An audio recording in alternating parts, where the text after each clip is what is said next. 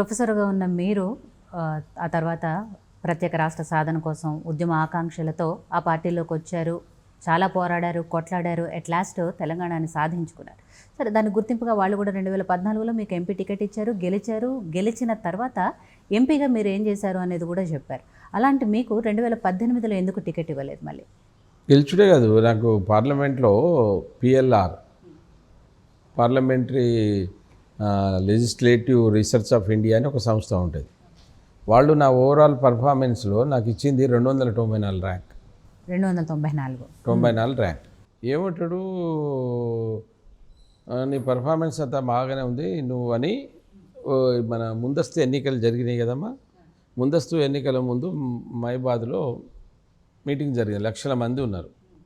ఒక పెద్ద వ్యక్తి, రాష్ట్రానికి తెలంగాణ తెచ్చినామని మనం అందరం అంటున్నాం. మాట్లాడిన మాటలు వినండి. మన సీతారాం నాయకుడు 5 లక్షల మెజార్టీతో గెలిచి బ్రహ్మాండంగా ఢిల్లీలో పోరాటం చేసే పరిస్థితి ఉండాలి. అది మీ చేతుల్లో ఉంటుంది. మీరు అధికారం ఇస్తే 100% ఈ ఎస్టీ రిజర్వేషన్ కూడా తెచ్చిచ్చే బాధ్యత నాది అని చెప్పి నేను మీకు హామీ ఇస్తా ఉన్నా. పోడు భూముల సమస్య పరిస్థితి ఇదేమో ఎలక్షన్లకు ముందు, అంటే 2018 ముందు వస్తే ఎన్నికల్లేమో గంత పెద్ద మనిషి ఓ ప్రొఫెసర్ పట్టుకొని మాట్లాడి, సీతారాం నాయక్ గారు మీ పార్లమెంట్లో నీ సర్వే చేయిస్తే నువ్వు ఎక్కడ ఉన్నావు కదా అన్నాడు.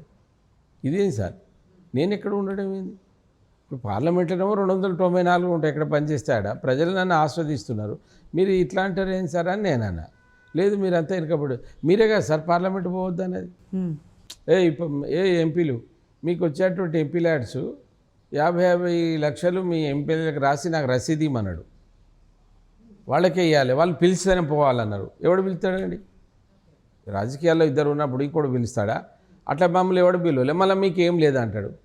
అరే సార్, లేకపోవడం సార్ ఇంత పెద్ద పర్ఫార్మెన్స్ పెట్టుకొని అన్నాక అంటనే ఉన్నాం. 4 రోజులు టికెట్ కట్ చేసిండు. టికెట్ కట్ చేసి మళ్ళీ ఏం చేసిండు తెలుసా? అది జరిగేటప్పుడు మళ్ళా ఎంపీ ఎన్నికలు అయినాయి కదా 19లో. అప్పుడే మాట్లాడాడు. చెప్పాలి, మిత్రుడు సీతారాం నాయక్ గారు మన ఎంపీ గారు ఎవరైతున్నారో ఆయన ఏం తప్పు చేయలే.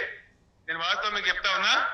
వేరే కారణాల చేత నేను అభ్యర్థిని మార్చింది తప్ప ఆయన తప్పు పని చేసిందని కాదు.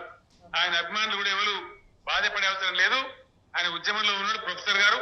ఖచ్చితంగా ఇప్పుడు పార్టీలో, ప్రభుత్వంలో కూడా ఆయనకు ఉండే గౌరవం సంపూర్ణంగా ఉంటుంది. అందులో ఎటువంటి అనుమానం ఎవరు పెట్టుకోవద్దు. అందరూ కూడా కలిసి పనిచేయాలి. ఆ ప్రకారంగా ఒక ముఖ్యమంత్రి స్థాయిలో ఇట్లా మాట్లాడి